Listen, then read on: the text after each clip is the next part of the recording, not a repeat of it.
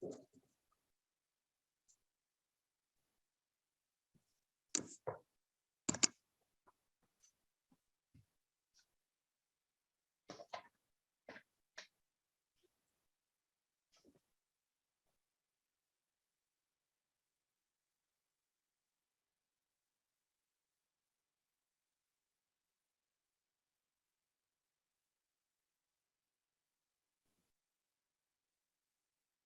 morning. Good morning, USG. Good morning, Lila. How are you today? I'm fine, thank you. Morning. Anthony, can we do the test, please? Sure. Anybody who would like to do a quick audio and video test? Yes, just let me know. the USG is here. So USG, could you perform the test check, please? Yes. Good morning, Anthony. Good Do you morning. hear me? Did you see me? Yes, I can.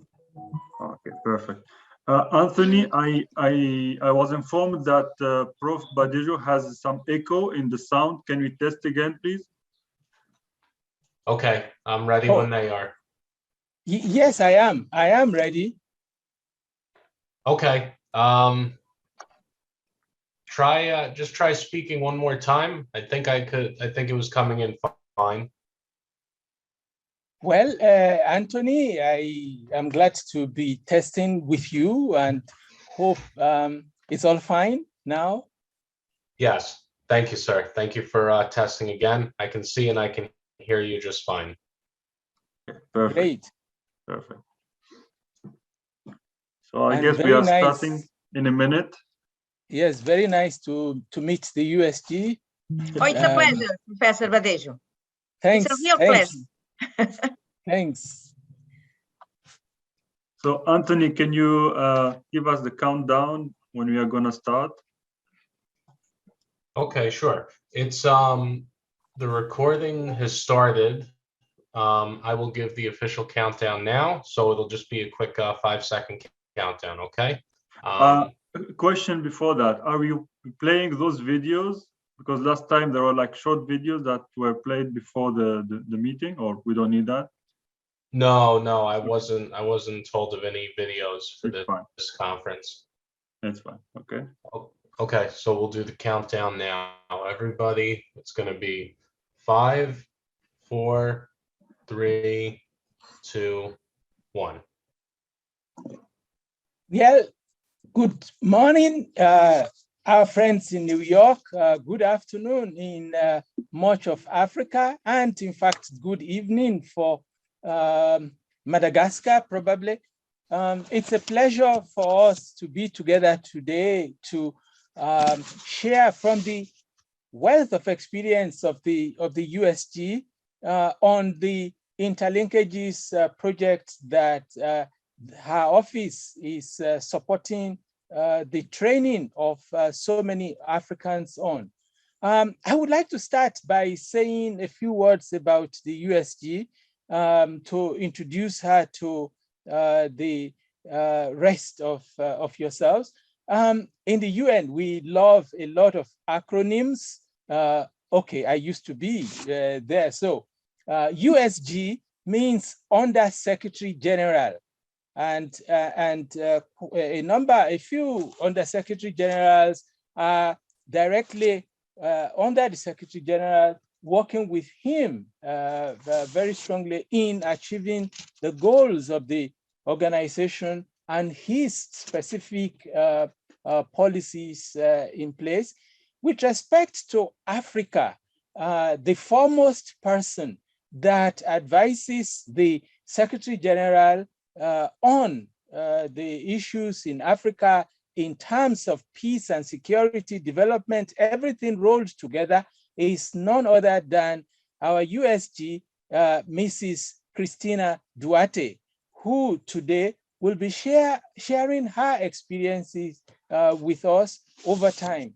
Before she came to the United Nations, of course, she had played significant roles in her country, Cape Verde, as the Minister of Finance and Planning for a decade, 10 good years in which she had been pushing some of the successes that we could see in Cape Verde. I shared some statistics the last time when we spoke, and several other aspects of her involvement in Africa.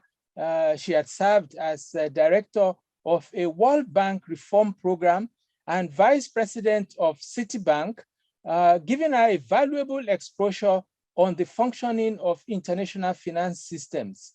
When she left government in 2016, she was invited to governance and advisory positions in various international and regional organizations. For instance, she's a member of the United Nations Committee of Experts on Public Administration, member of the United Nations High-Level Advisory Board on Economic and Social Affairs, a member of President Paul Kagame's Advisory Committee on African Union reforms, a member of the board of the Alliance for a Green Revolution in Africa, AGRA, and a member of the board of the Institute of African Leadership for Sustainable Development, Ngozi Institute. Mrs. Duarte is committed very much to public service, and in this respect, she has, aside from generally being the person that advises the Secretary General, she is the focal point for relations with the AUDA NEPAD, as well as the African group with regard to Africa's development. And as the head of OSA, she supports the Secretary General in promoting coherence in the UN system's engagement in Africa, and chairs the Interdepartmental Task Force on African Affairs, and advocates and mobilizes the United Nations, its member states, and other key stakeholders around Africa's transformative vision articulated in the 2030 and 2063 agendas. In this respect, we are lucky to have her support in ensuring that this, the second edition of this training is taking place, and my friends all over Africa are the direct beneficiaries of the usage or the effort to train towards being in a position to understand and use the 4-pillar interlinkages, or called the quadruple nexus, the 4-pillar interlinkages of peace and security, development, as well as human rights and humanitarianism, all rolled into one, to see ways in which we can use the advantages that comes out of coherence, synergistic work in being in a position to advance the achievement of the SDGs in Africa.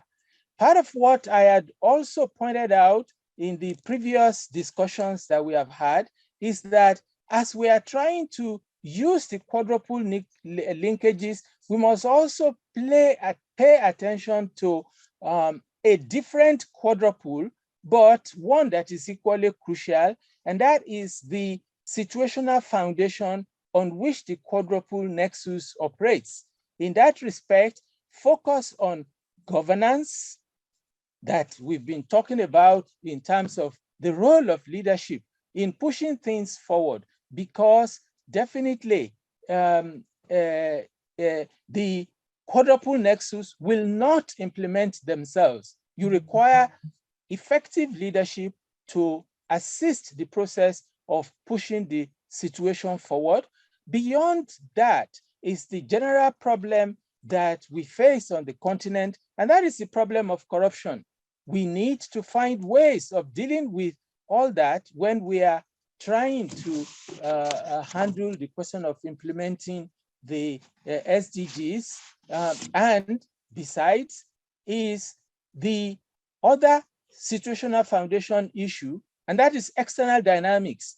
We cannot wish external dynamics away in Africa.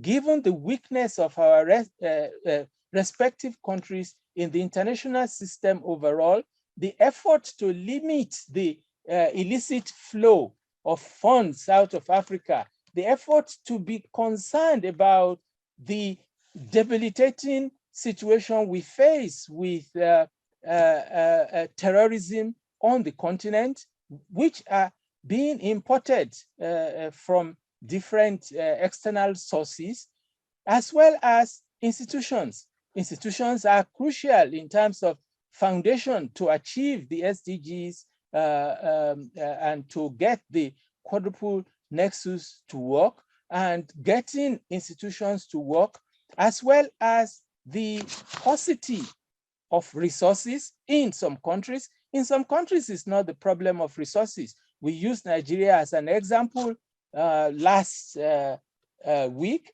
in which I pointed out that the problem of Nigeria is not that of resources, but all these are crucial for us to also bring into focus when we are trying to take advantage of the synergies that have been found out with respect to the 4 pillars that we mentioned. Our USG had been directly involved in Cape Verde in putting together the planning for a better country, and she did that for 10 years. And this gives us the opportunity to listen to her jumpstart a discussion.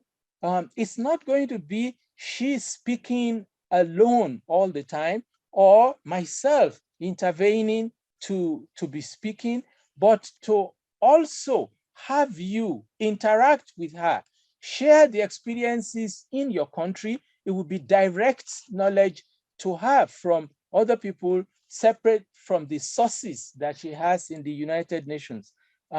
May I use this opportunity on behalf of all of us to appreciate and welcome the USG Under Secretary General of the Office of the Special Advisor on Africa, Mrs. Christina Duarte. I thank you very much. Good morning from New York. Thank you very much for the opportunity to participate in these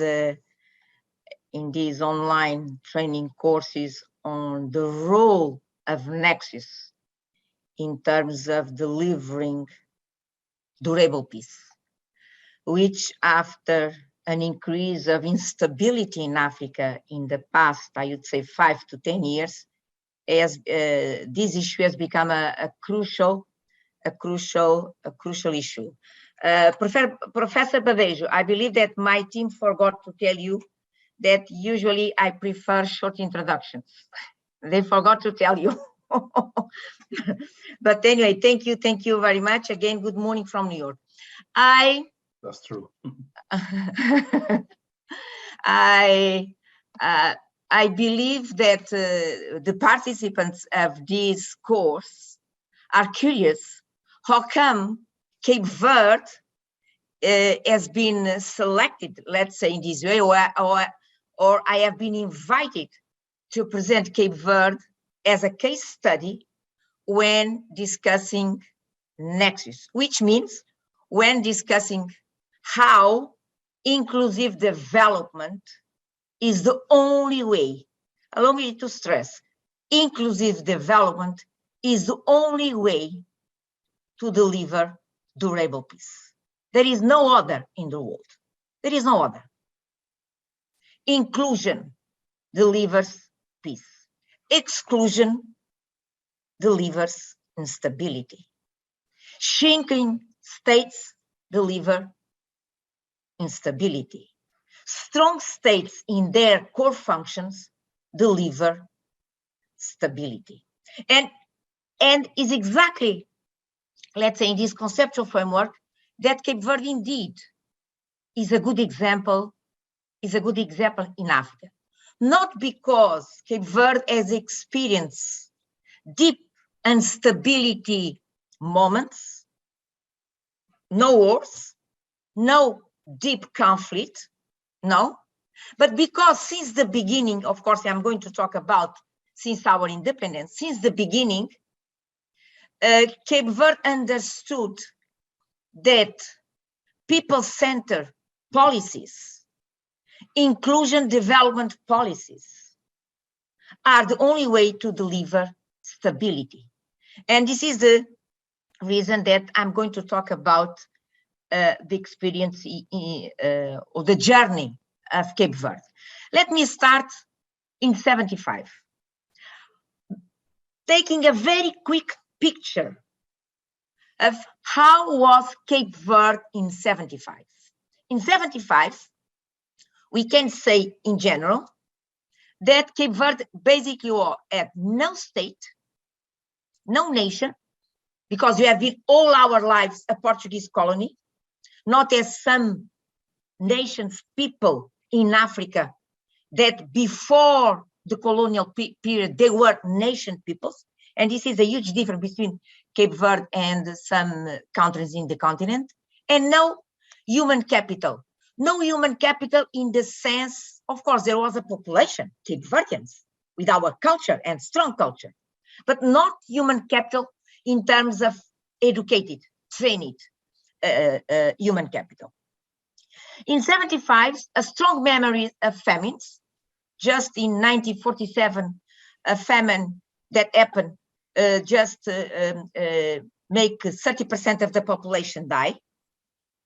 Cape Verde is almost no territory, only 4,000 square kilometers, only.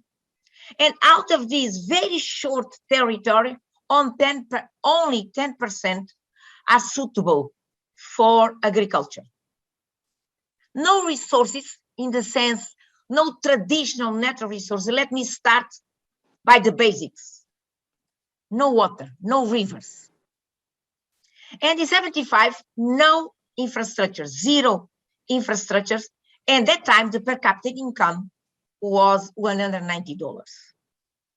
I remember that by 75, some developed countries took some time to recognize the independence of Cape Verde, doubting if one day Cape Verde could be instead a state. And we start our journey in 75, where the National Treasury had only $300,000. This is our starting point from an historical standpoint. Since 75 until today, all the political regimes, one party, multi-party, more left side, more right side, all the political regimes have adopted people-centered policies. Meaning that since 75 until now, Cape Verde on a very consistent basis have adopted people-centered policies. So in 2008, this country that I just described, no nation, no state, no human capital, famines, an history of famines, very micro territory, only 10% of land suitable for agriculture. This same country in 2008 has been graduated to a middle income country, where at that time, per capita income at the time of the graduation, per capita income was no longer $190, but $3,800. Poverty has been reduced from 49, let's say 50% to 24%. We reach a literacy rate among young people of 95%. And in that year that Cape Verde has been graduated, has been recognized as the 5th best infrastructure country in Africa. So you are talking about 2008, 2010. In that same year that Cape Verde has been graduated, Cape Verde was considered among the top 10 FDI destinations, as well as the top 10 countries reformers top 10 country reforms. From an ICT standpoint, was already the 4th in Africa, and from an e-governance index standpoint, the 6th in Africa. The question is how? How come a country that in very short, no territory, I used to say that we are more sea than land, no water, which is basic, zero infrastructures, the national treasury only with $300,000, how come this country managed to be graduated in 2008 to a middle income country? And this is what comes into, as the Professor Badejo has mentioned, the role of institutions, the role of policies, and the role of good governance to deliver inclusive development and consequently in delivering stability. And in the past 45 years, Cape Verde has, in a very systematic way, implementing also deep reforms, and most of them strong institutional reforms, supported by a strong vision and a clear framework in terms of policies. First, I would like to mention political reforms. Cape Verde shift from a one-party system to a multi-party democracy, adopted separation of powers, strengthened external control, and built a democratic nation with free press, regular elections, and more than that, peaceful transfer of power. So I would say that the first set of institutions that has fed stability in Africa was the fact that Cape Verde has been able to build strong political institutions. Usually people like to mention this at the end. Allow me to start mentioning that at the beginning. Strong political institutions.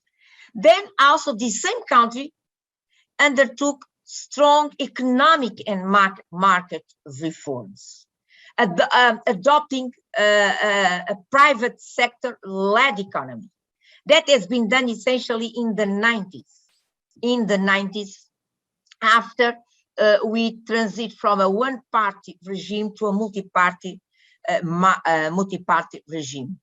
We undertook a privatization program, so giving more space to the private sector. But what we did at the same time, we built a strong regulatory system.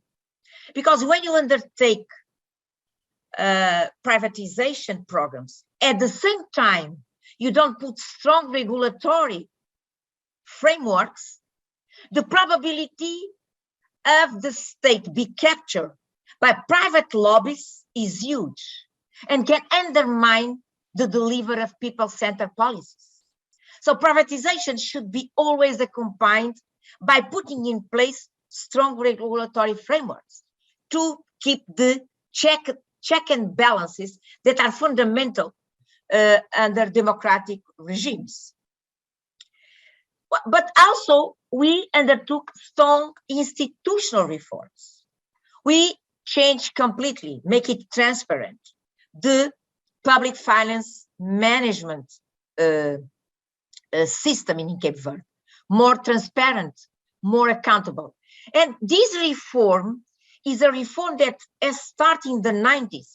Just to give you an example, how is it important to be consistent in delivering some policies, even if there is change of power. The public finance management reforms have started in the 90s. In the 2000s, there was a change of power. That continued to be a priority.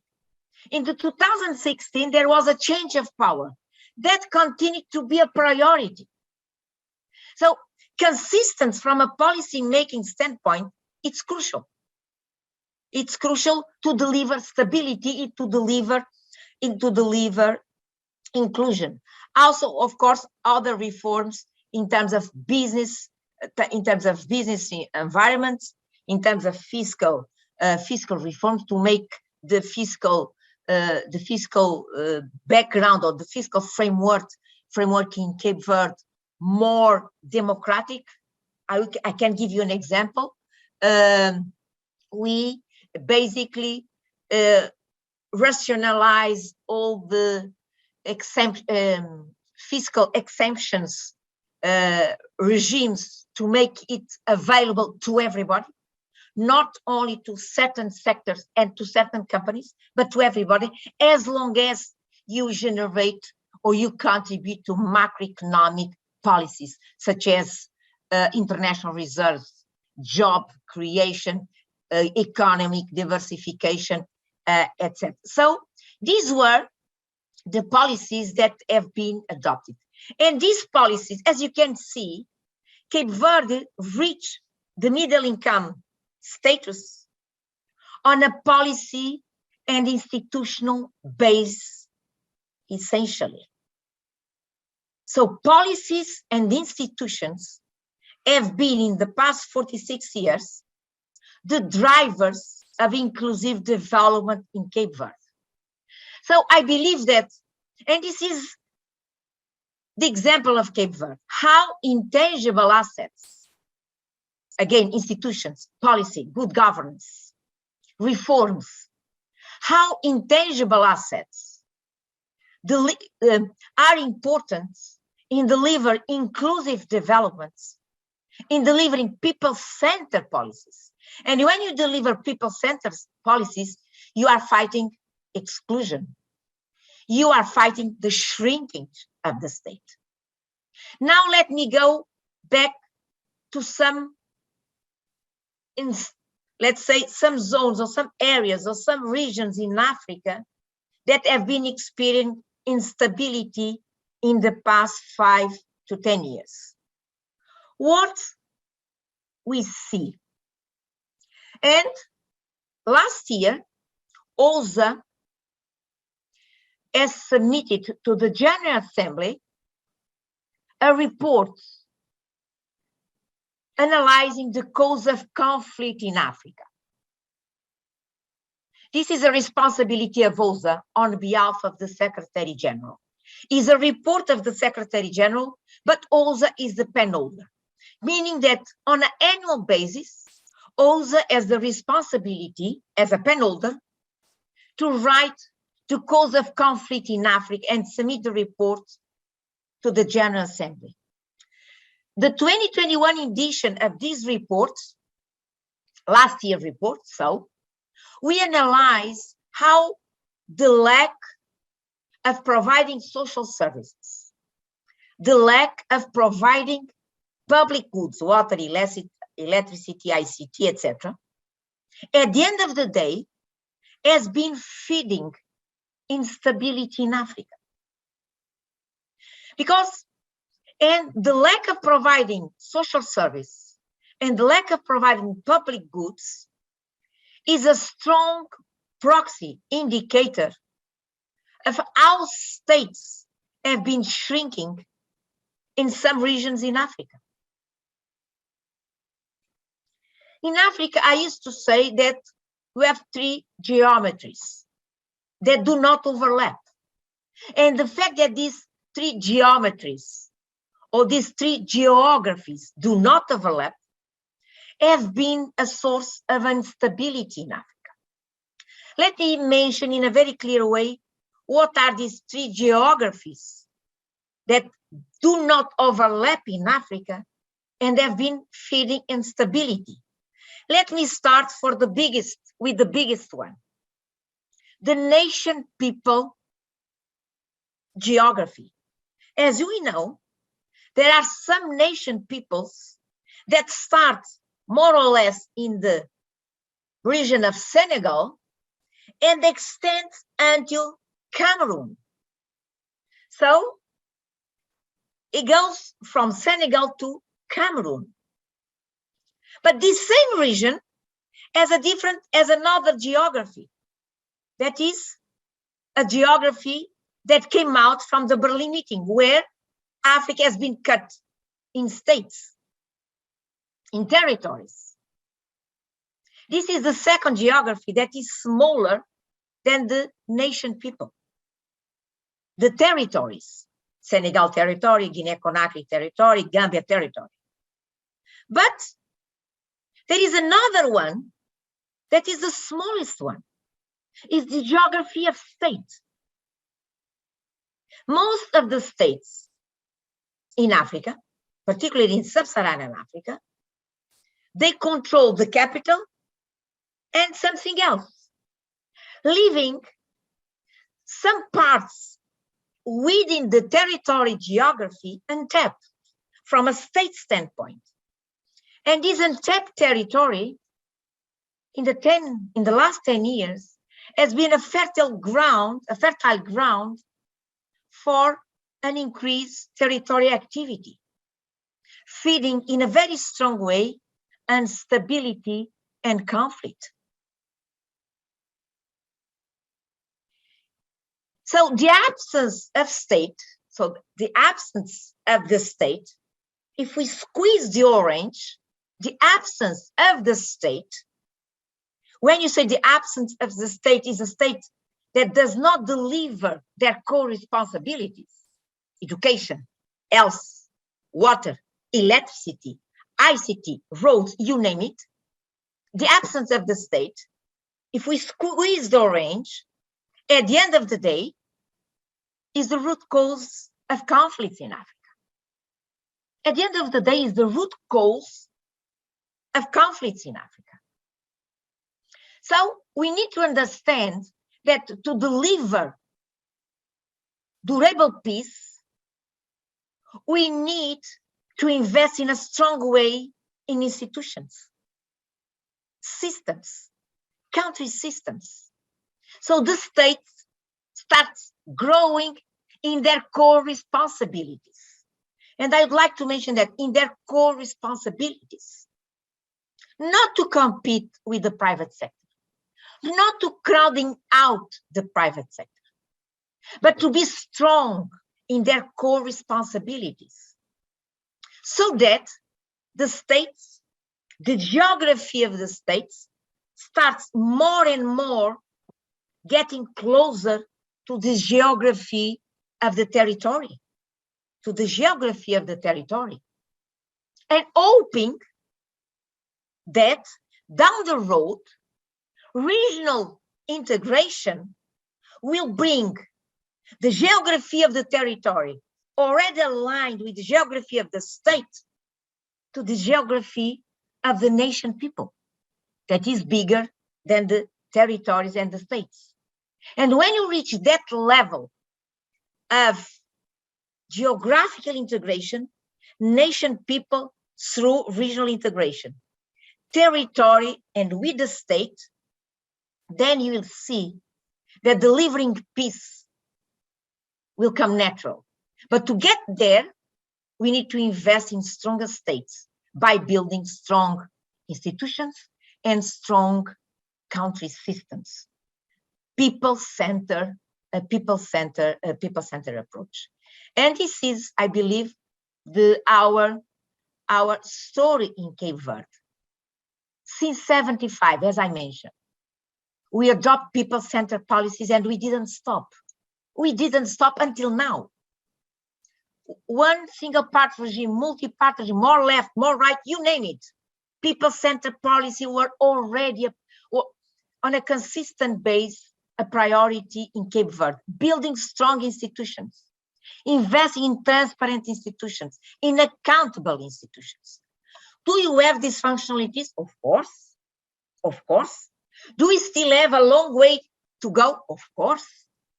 Do we need to invest more in transparency, on accountability from in our institutions in Cape Verde? Of course. Do we need to strengthen the separation of powers in Cape Verde? Yes. But we have done a long way since 1975. And international indicators, I do believe, do that. And this state that bet on institutional capacity building, as I mentioned, in in creating a state strong in its core responsibilities has been able to deliver almost the MDGs. So Cape Verde is part of the list of the countries in Africa, not to say in the world, the top 30 countries in the world that has delivered the MDGs on a policy and institutional basis. And stability, thanks to this approach, people-centered inclusion, has been our main ally. Because when you have stable and strong institutions, you become a credible nation. And when you become a credible nation, you are in a position to mobilize the necessary financial resources to keep going, to keep infrastructure your country. So this is the remarks that I would like to deliver. Was more on a conversation approach, and I'm more than open to respond to your questions. I know that I have also some Cape Verdeans in this session.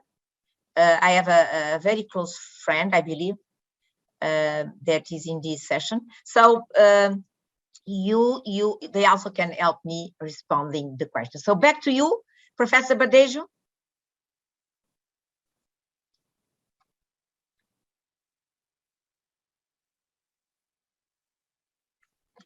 You're muted, Prof. You're muted. Yes, thanks, Kava, for reminding me about being muted. This is wonderful speech. I was noting that I was expecting more of figures and statistics being thrown and my trying to wonder, but it was fantastic that the USG went on a very strong political theory orientation in making us understand what needs to be done for Africa in general, but she has in particular focused on Cape Verde as expected, to share our experience on how Cape Verde has been able to do it. Of course, I spent 4 years and 9 months, I believe, in Guinea-Bissau, and Guinea-Bissau was a sister country with Cape Verde. They were actually like one country in the struggle for independence. And we just need to look at where Guinea-Bissau is today and compare with what Cape Verde has been able to achieve. I had the opportunity of spending about a week of holiday in Cape Verde in 2013 or so, and really was impressed with what I was able to see. How all this has been achieved, she has been able to put together the importance of institutions and definitely leadership. Leadership can never be wished away, even though these are problems that have been there for eternity. The question of what do we do to have good leaders, and we've not been able to solve them, but there are examples that we can start looking at. How did they do it? Like the example of Cape Verde that has been shared with us. My intention is not to review the fantastic contributions that the USG has given about the state of Cape Verde in 1975 and how it got its act together through to what it is today. I also like the idea of the 3 geographies and her overall pulling all those 3 geographical differences or situations together again by way of integration, which, whether we are talking about at the level of ECOWAS or at the level of Africa in general, it's a great presentation, which we very much appreciate.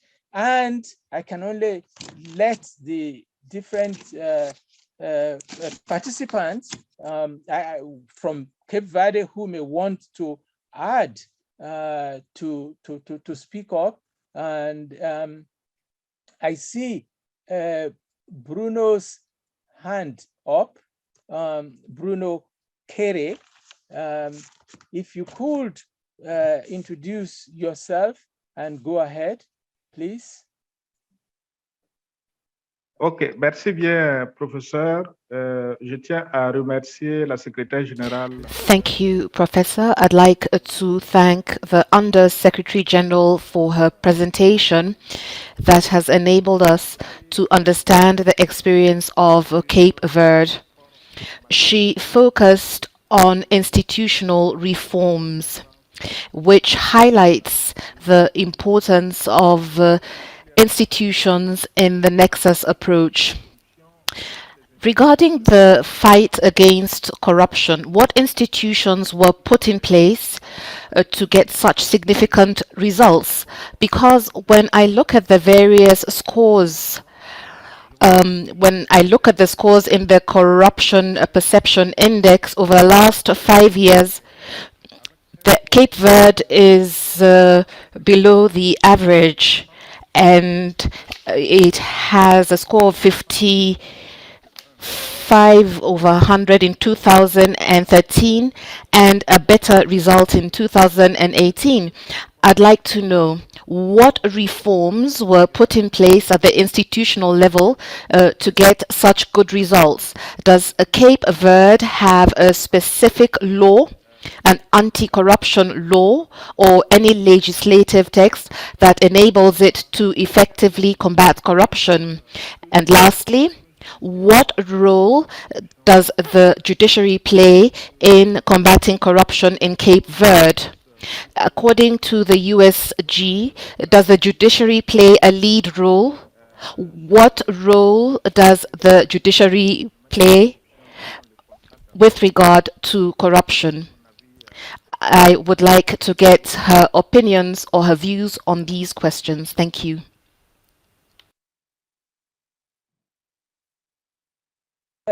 USG, I don't know if we should take 2 or 3 questions and you respond to those. Let's take 2 or 3 questions and then I respond to the questions. I think Great. it's a better approach, yes. Great. In that case, there's, pardon me if I didn't pronounce very well. Yes, from Cape Verde. This, you are muted. Yes, you have the floor.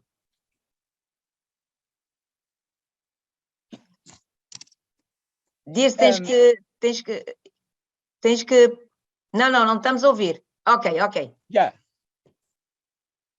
Não?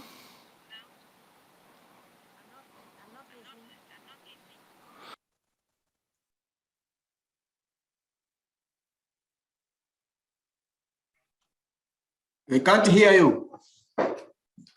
Yes, the translator probably, and the interpreter.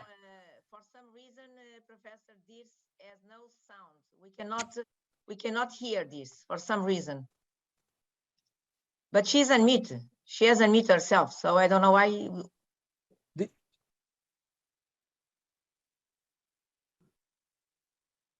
Might be the mic that she's using.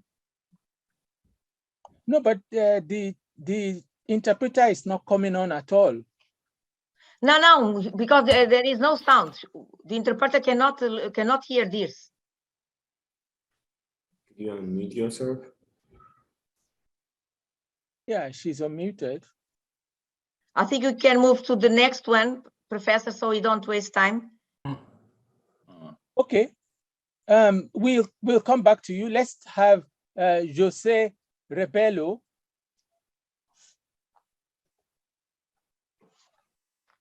Go ahead, Jose.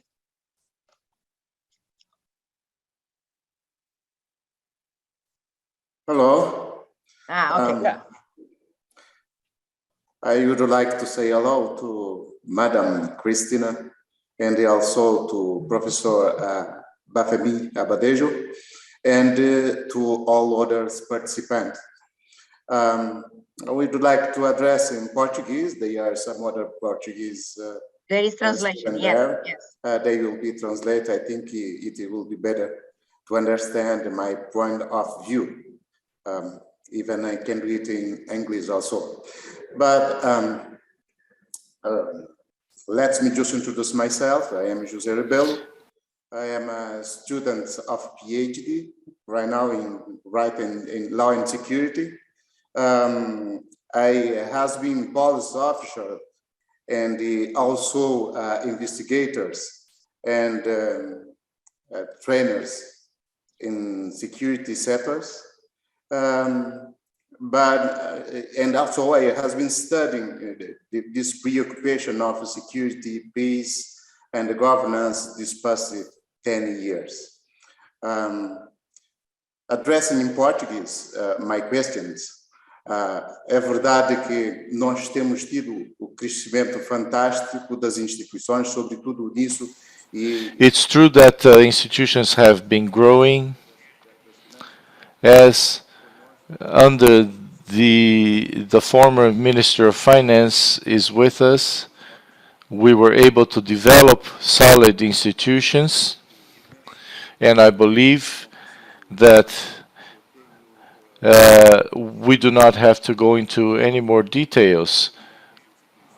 Our concern is to understand certain institutions, both traditional institutions in the security sector, as well as important challenges. I heard a previous question about the courts. We have excellent courts, and the separation of powers in Cape Verde is effective. In terms of slowness of justice, in light of the threats and risks from international criminality and drug trafficking, with respect to reinforcing the private sector, this can become challenges, and I would like Dr. Cristina to speak in this regard for ensuring peace and security. With respect to criminality, which increases the level of death and criminality and violence, particularly because of their future impact. Our population is relatively young, and the exposure to organized crime will affect this population. So my question is, how can we empower these institutions, particularly in the cross-cutting relationships between these institutions and civil society? How can we face these new threats in terms of drug trafficking and human trafficking? And how can we empower the youth so they do not fall prey to terrorism? How can we work in that regard? Thank you. That's, yes, thank you very much for your question. And I see that it's back, and I hope that it works well this time around. Thank you very much. Oh, yes, yeah, it's great. Thank you for having me. As José did, I will just present myself in English, and then I'll be speaking in Portuguese. My name is Dirce Varela. I'm a general director of the platform of NGOs in Cape Verde, and thank you for having me.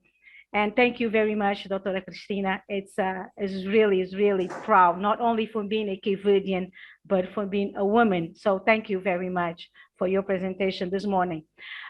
Eu apenas gostaria, a apresentação da doutora Cristina foi excelente.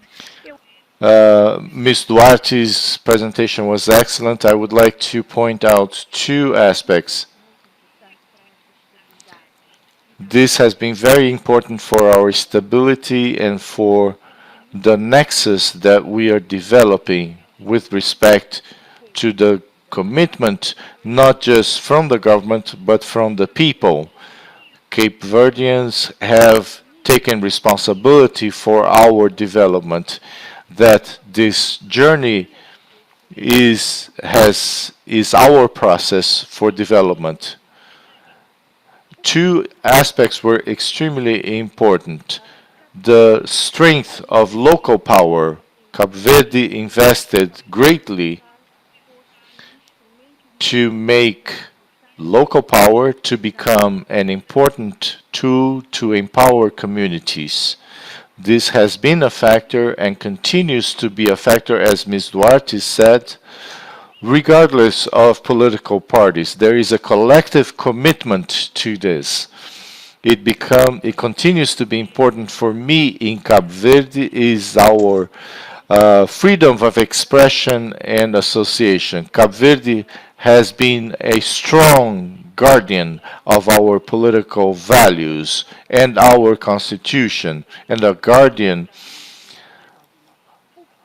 in this has been an asset, important asset for our development, with an important role for the civil society.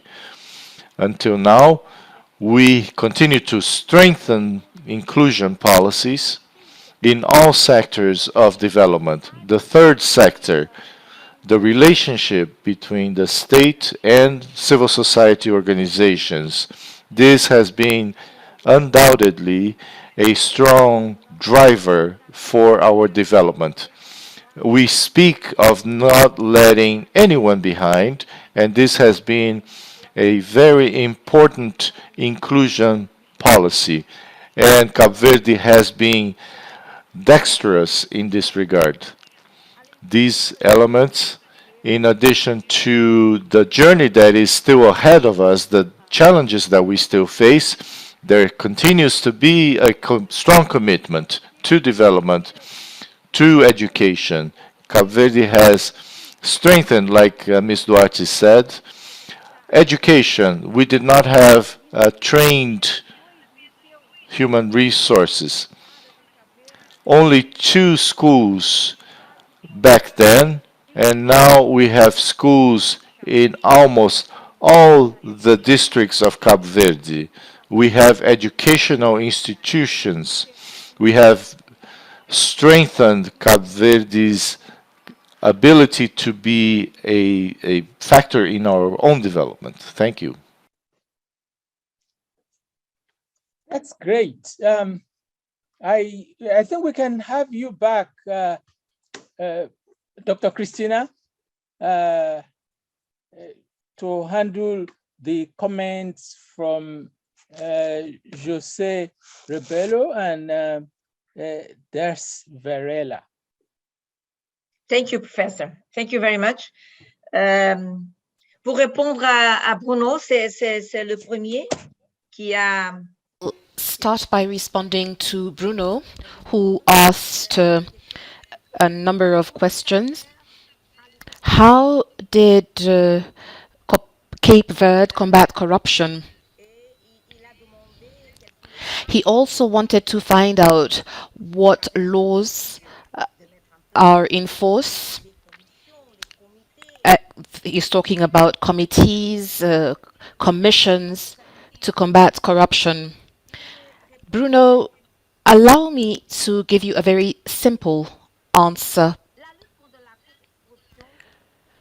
Combating corruption goes beyond the creation of structures, the institution of laws, the creation of committees. Almost all African countries have anti-corruption laws, have created committees, commissions to fight against corruption. All this judicial arsenal is in place. What is missing, to my mind, is that to effectively fight corruption, you need to have systems, processes that maximize the use of digital economies and reduce human interference, manual interference in those processes or systems. So what I'm trying to say is that for me, digitalization of public administrations in Africa is an important element in combating corruption. You can have a perfect legal framework. You could have all the laws you wish, all the committees you wish in place. But if you're not able to translate that perfect legal framework into strong national systems that are digitized, you are going to note that it will be almost impossible to fight corruption. And for me, that is what Cape Verde did. So Cape Verde adopted all the international laws that exist in the area of anti-corruption. The legal formal frameworks were adopted. But at the same time, Cape Verde began the process of digitalization of the public administration right to date. When I talk about digitalization of the public administration, what am I alluding to? I'm talking about digitizing public expenditure. I'm talking about the creation of checks and balances. I'm talking about digitizing the national budget allocation, digitizing public income, digitizing public procurement, as well as the school management systems, health systems. All that needs to be done. It's the only way to create objective conditions for laws to be effective. Hi, oi, tudo bem, Rubelo? Como é que tu estás? É prazer ver-te. Hello, Hebelo. It's a good thing to see you. I believe that we are in agreement, Mr. Hebelo, that the key in our history is that from the outset, leaders understood the role and the potential of institutions in promoting inclusive development. Even I agree 100% with what you said. You mentioned local power. You mentioned freedom of expression.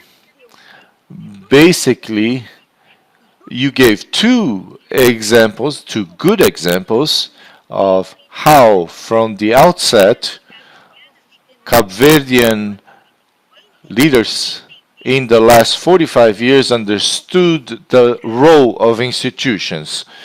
In the case of local power, in other words, the role of political institutions. It's important not only to create sophisticated legal frameworks according to international norms, but the accountability of political institutions is key.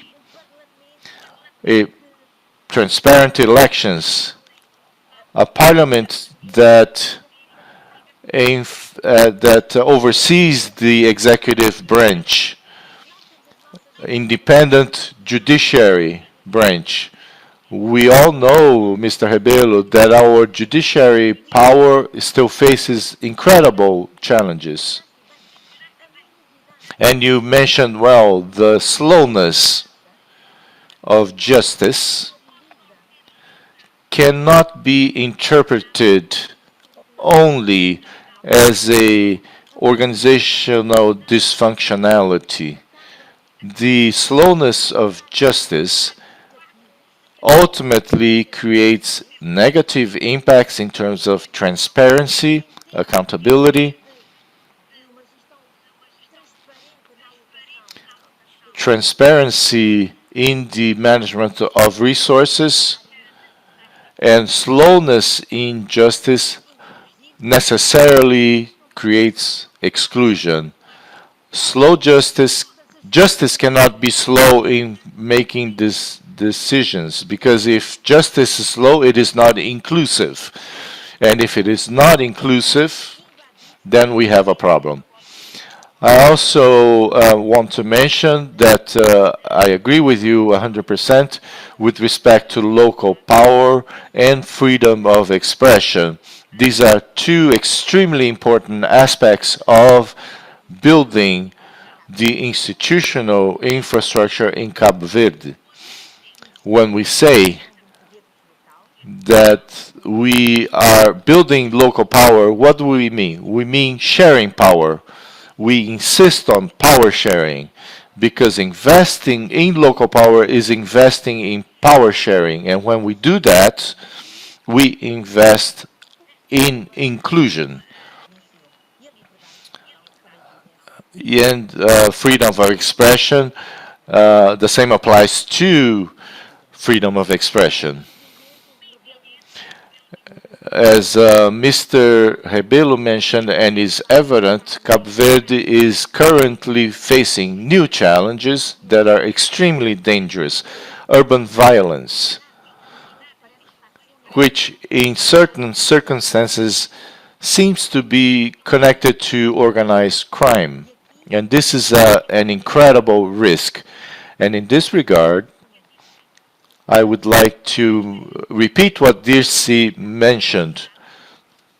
We need to, the quality of our institutions. Perhaps in 2 or 3 years, we may have a different narrative about our institutions. What is connected to the connection with organized crime is the test of the solidity of our institutions. The fact that they are solid. If we build solid institutions in the last 45 years, we will go through this test of organized crime.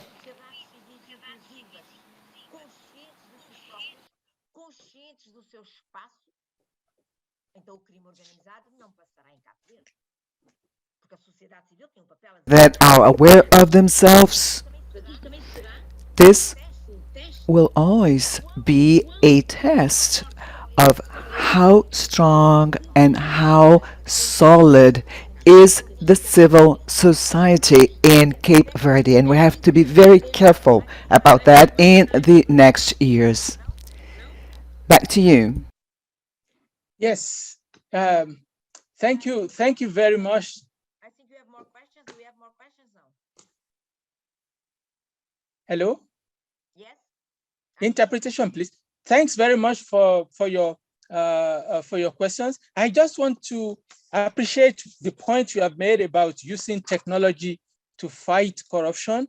But at the same time, it seems to me that you took for granted the role of leadership.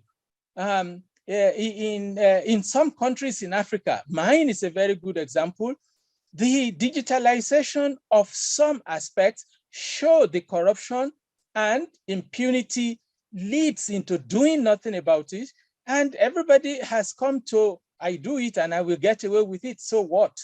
But so if there isn't the leadership that is ready to, you can sign all the UN conventions and implement all the suggestions. If you don't also have a leadership that genuinely, not by saying it, but genuinely wants to fight corruption, it will. So if Cape Verde had been lucky that the leadership is going along with the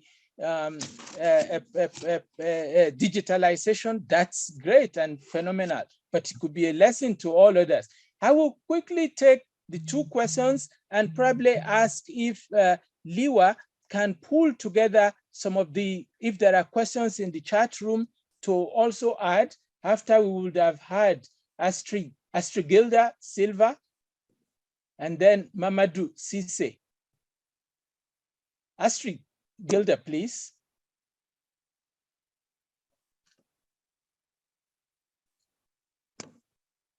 Over to you, Astrid Gilda. If you can unmute and... Boa tarde. Good afternoon. I am from an island that is a mountain and has a lot of water. Besides, I am on the beach. I am an accountant. I work in an accounting firm. And my question has to do with poverty in Cape Verde with regard to the water problem. It has not been raining, and this drought has brought about a lot of poverty in Cape Verde. People used to work on farming, and now they are poorer. My question is, what have you been doing to fund these people? People who lived off agriculture, and now there's no water for that. So currently, it is very challenging for people. There's a lot of unemployment, especially for those islands that lived off agriculture. Many people have migrated from between islands, but there is a scarcity of water, and this coupled with unemployment brings a lot of problems to many families. Children going to school with no meals. They go to school actually to eat at the cafeteria because the parents themselves have no way to offer them food at home. So this was my question. What is being done actually to solve the water scarcity problem in Cape Verde because of lack of rain for so many years? Thank you. Thank you very much. We'll go on to Mamadou. Hi. Hello? He seems his hand is down. Okay, please go ahead, Mamadou Cisse.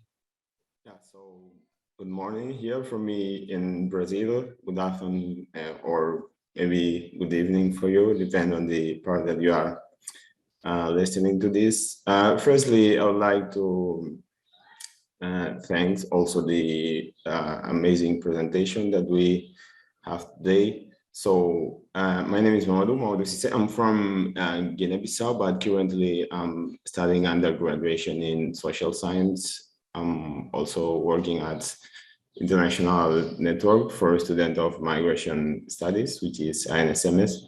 So my question is related to the Sustainable Development Goals. We shouldn't forget that there is 17 goals, that is partnership for the goals. So I would like to know from you how countries like Guinea-Bissau could work and take this historical, cultural, and social closeness with Cabo Verde, with Senegal, which are the countries that are more advanced on applying these goals and other social development processes and architectures. So how countries like Guinea-Bissau that are so closer to these two countries that I mentioned in terms of migration, civil society, engagement, their culture also in historical level, how could they take this to the practical level? So I think that international level cooperation is also important, but within African continent, how our countries could work more closer and bring these exchanges, these learning with other to make it more strong into our continent. Thank you. Thank you, Mamadou. We appreciate your coming in from Brazil.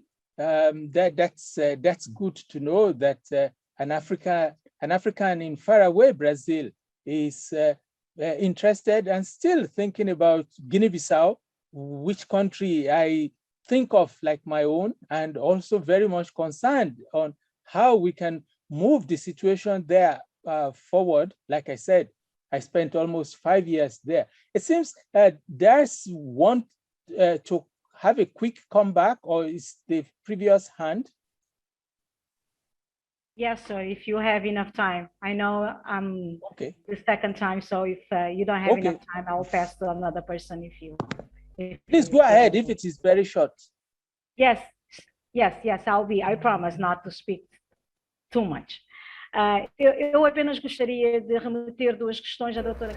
I'd just like to refer to two issues raised by Miss Christina. One of them has to do with the way how we're worried about investments in Cape Verde. We're talking about our internal debt.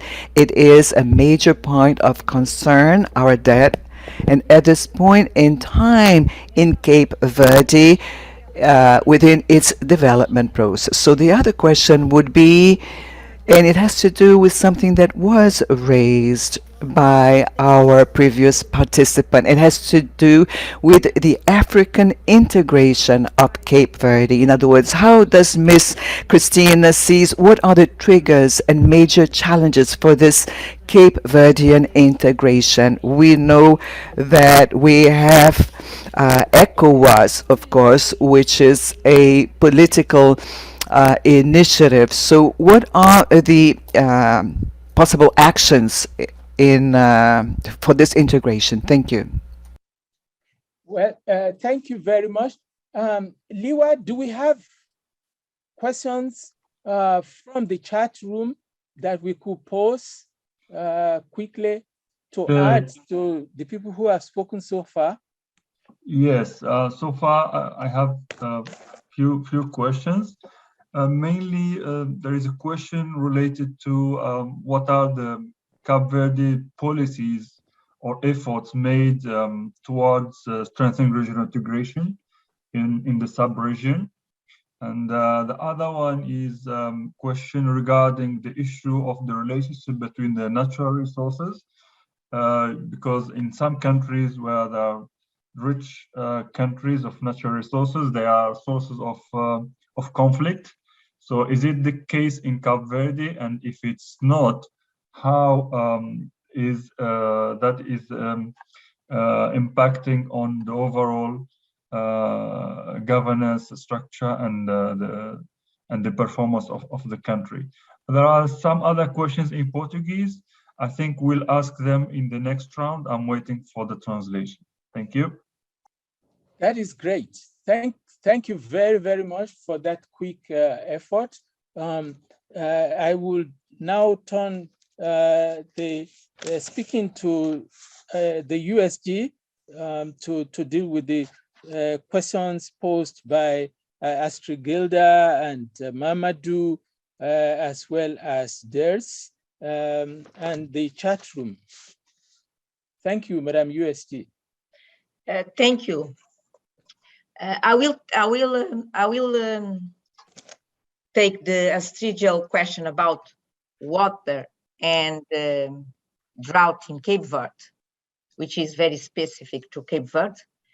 But since we are talking in this online session, we are talking more about NEXUS, peace, security, and development. Allow me, Astridial, to use your question, and I'm going to answer in English, not in Portuguese, to make sure that everybody understands. I'm going to use the opportunity of your question that raised basically two issues in terms of climate change, climate adaptation, and climate mitigation,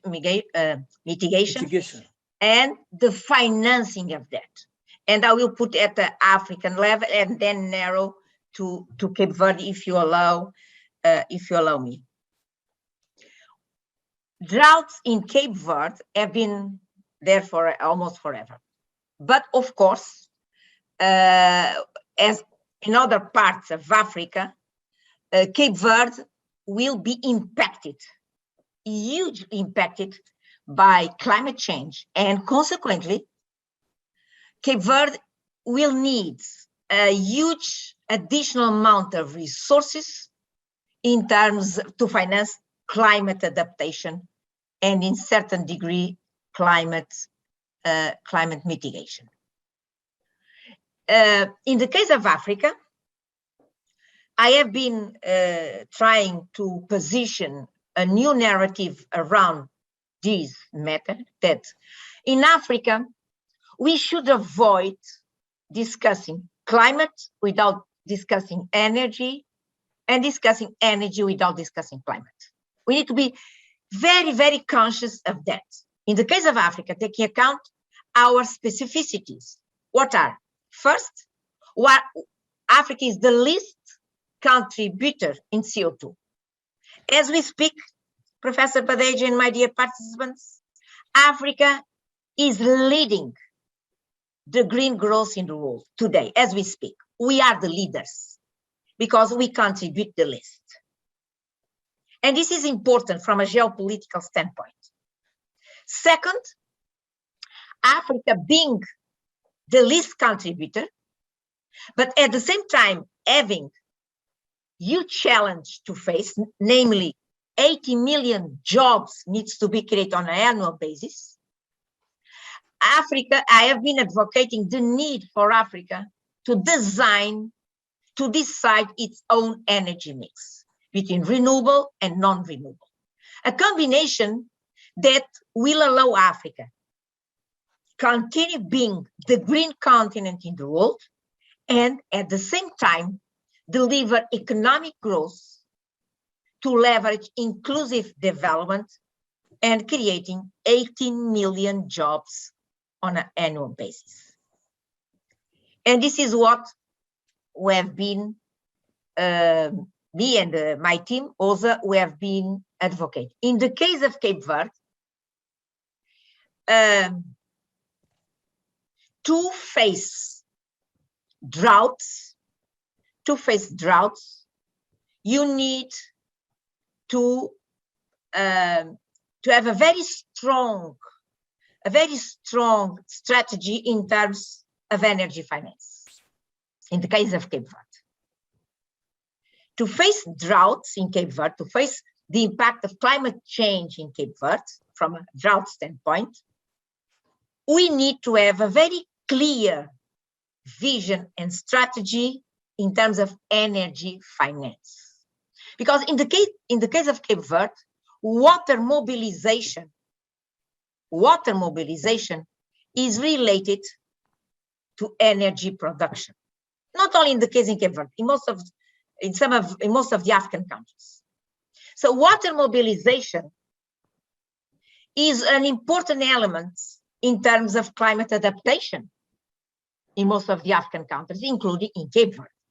If this is true, you the better associate the climate adaptation discussion, debate, conversation, policy designing to energy production. And when this guy, the energy production, what is the energy mix and how to finance these energy mix.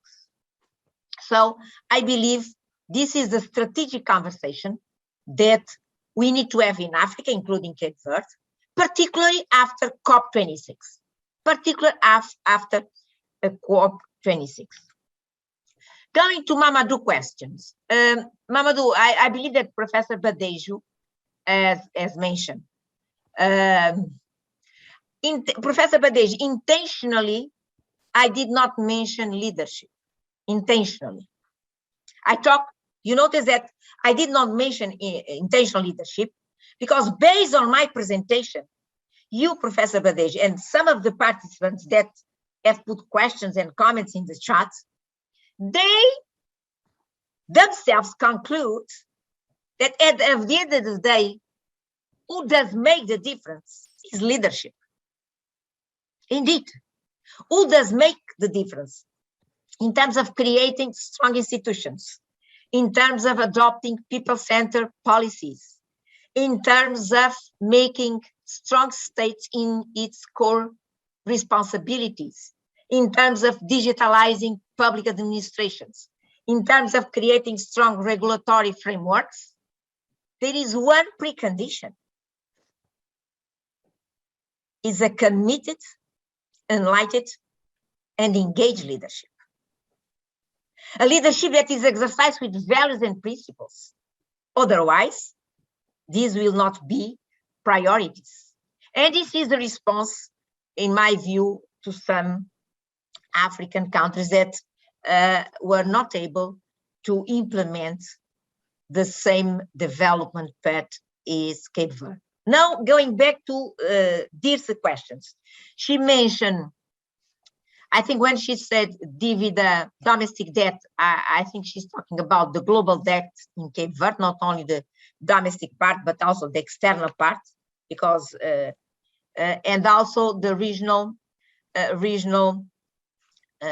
integration. The debt, yes, everybody knows that the debt, the public debt now is high in Cape Verde, but when I left the government, I left already in a high level.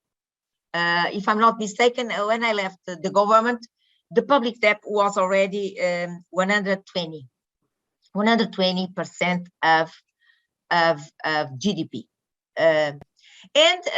Thank you, Dirk, for asking this question, because you give me an opportunity to explain what was the debt strategy. The debt strategy, which is important for Africa. After COVID-19, with almost no fiscal space, and thank you very much for the question. After COVID-19, in almost with no fiscal space, most of the African countries, debt management is critical.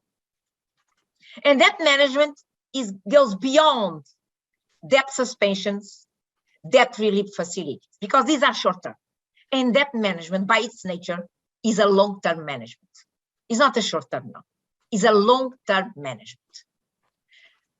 Manage debt in a short term, I think, is a mistake. Debt management should only be managed in a long-term basis. In the case of Cape Verde, basically we adopt 3 steps. The debt was incredibly high at the beginning of the 2000, 2001, 2, 3, 4, incredible high, but was a debt that was essentially, has been essentially contractualized to finance current expenditures, which is a mistake. We decreased the level of debt, if I'm not mistaken, from 70%, 75, 80% to 52%. We decreased the level of debt. And then after decreasing, we start increasing the level of debt, but instead of using the debt process to finance current expenditures, you use essentially to infrastructure the country, and these maritime ports, international airports, etc., to infrastructure the countries. Then the international, the 2008-2009 international crisis hit the Cape Verde, and at that time we had to use the program, the public investment program, as a counter-cycle tool. So we keep doing until more or less 2010, 2011, in agreement with the Bretton Woods institutions. And from 2011, 2000, we started decreasing. The question that when analyzing the debt, we need to go beyond the ratio, debt to GDP, debt stock to GDP. Much beyond. We need to analyze the flows ratios, not only the stock ratios. We need to analyze the flow ratios. And I hope I'm not getting too much technical, and if I'm getting, my apologies. We need to analyze the flows ratios, which are the revenues, budget revenues to debt service to budget revenues, and debt service to export revenues. And despite the fact that the stock was at 120%, these 2 ratios, again, debt service to budget revenues and debt service to export revenues were within the comfortable zone. Within the comfortable zone. And that was intentional because all debt strategy has been essentially concessional financing, only concessional financing. In 2016, the average interest rate was 1.4. The grace period, average grace period was 7 years, and the maturity period was 25 years. So only concessional financing, no commercial loans, and no semi-commercial or quasi-commercial loans. Of course, then down the road became other crises, the COVID crisis that affected all countries in the world, and all countries are now facing a huge debt distress, except for the countries that had autonomous central banks that could print the money. Of course, when you could print the money, you have your monetary policy that helps to face the international crisis in a different way, which is not the case of Cape Verde. Regarding the regional integration, Cape Verde has some specificities because Cape Verde is an island country, and of course Cape Verde needs, it's not an option, it's an imperative. Cape Verde as an island country needs West Africa to become a viable country. It's not, sometimes I have the impression that it's an option. It's not a policy option. It's a survival question for Cape Verde. And we need to recognize that. To be well integrated by finding our niche market, our niche space in the region is a survival question for Cape Verde. And I do believe that the external policy and the diplomatic policies in Cape Verde, in a certain way, sometimes less, sometimes more, have bearing this in mind. So regional integration for Cape Verde is a survival matter. Because we need that market from all aspects. We need that market. We need that trade flow, and we need also to be recognized as a potential and efficient logistic platform that can serve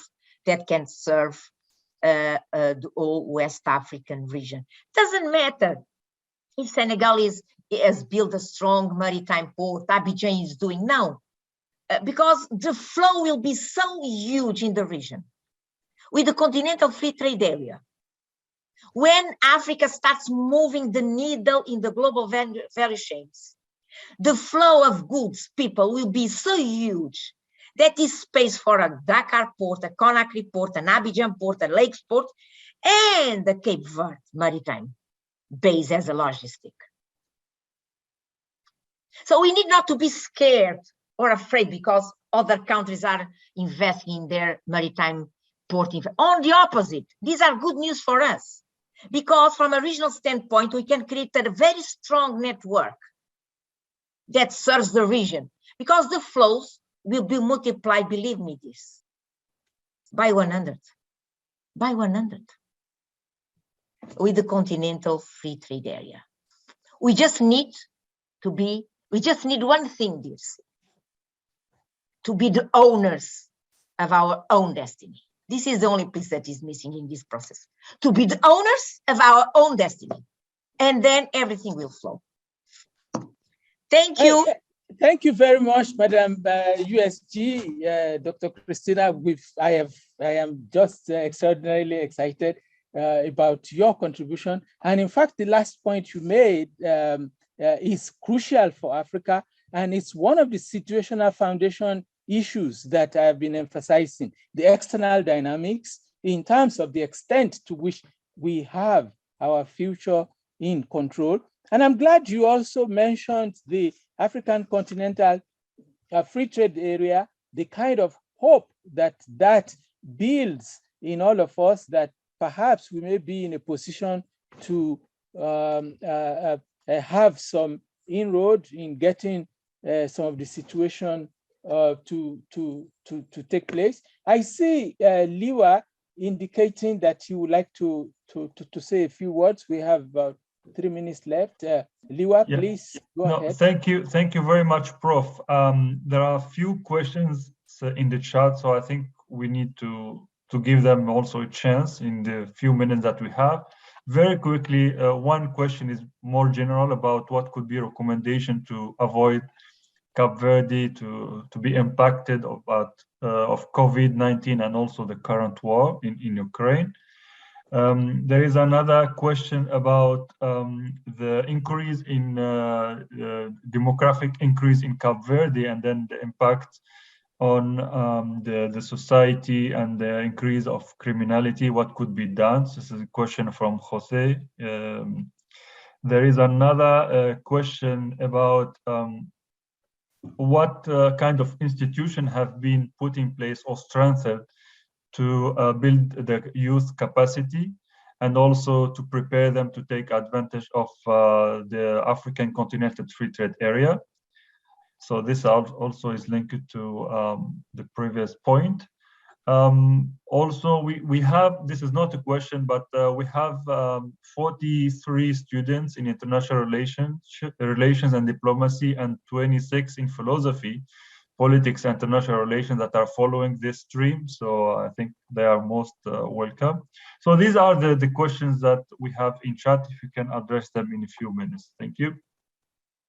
Yes, over to you, Dr. Christina. I'll be very quick because I do have a meeting in a couple of minutes. Regarding COVID-19 and the war in Ukraine. So COVID-19 has hit Cape Verde badly. And now I do believe that we are, how can I say, Cape Verde was in a very good path trying to get back to its previous economic growth rate. But meanwhile come the Russia-Ukraine war that basically will impact Cape Verde because the Russia-Ukraine war is disrupting, as you know, disrupting some global value chains. By disrupting global value chains, will lead prices, international prices.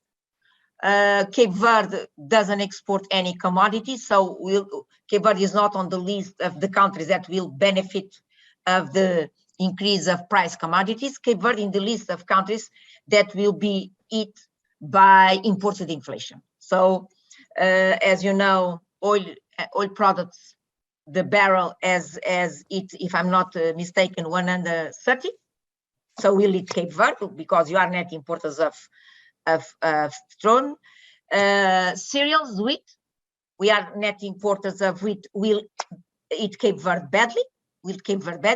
Because essentially the disruption of some important global value chains. The disruption is creating a spillover or a result in terms of inflation. Inflation will eat Cape Verde badly. When you say Cape Verde badly in terms of basic products in our basic basket, so eating disposable incomes, families will be affected.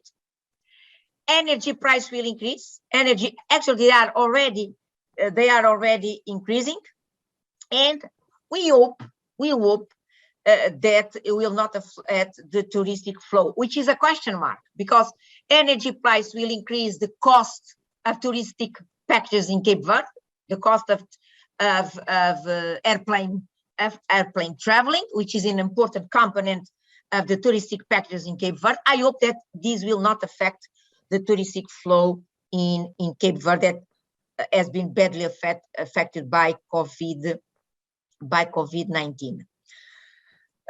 Regarding the criminality, again, because criminality, we need to see criminality as one piece of stability. Criminality is one element of stability, because stability is not peace from a war standpoint, from a conflict standpoint. because criminality undermines your social stability, undermines credibility. I will give you an example of Cape Verde. If the criminality starts increasing to a certain level that affects tourism, is a disaster. Is a disaster. So criminality is an important element of stability. And criminality might be seen as a consequence of exclusion. Young people that has been unable to get jobs, So to deal with criminality, you need, as you mentioned, a strong policy in terms of capacity building, training building, that can end up with job creation. In the case of Cape Verde, job creation in Cape Verde has been highly linked to foreign direct investment. Again, essentially to the touristic sector or the service sector. So credibility is crucial. Credibility is an important asset for Cape Verde.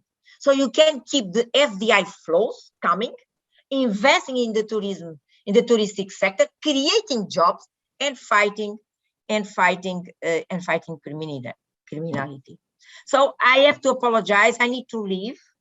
I have a meeting now. It's been a pleasure to all participants and to Professor Badejo.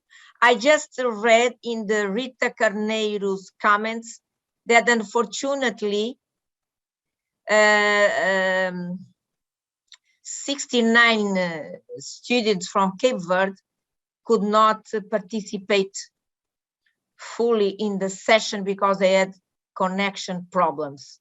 Rita Carneiro, my apologies. I don't know how to fix these connectivity problems. Thank you very much. It has been a wonderful conversation. On behalf of all of us, this has been extraordinarily exciting, and we very much appreciate. We know you are extremely busy with so much happening around the world. Somebody brought up the issue of Ukraine, which you also spoke about.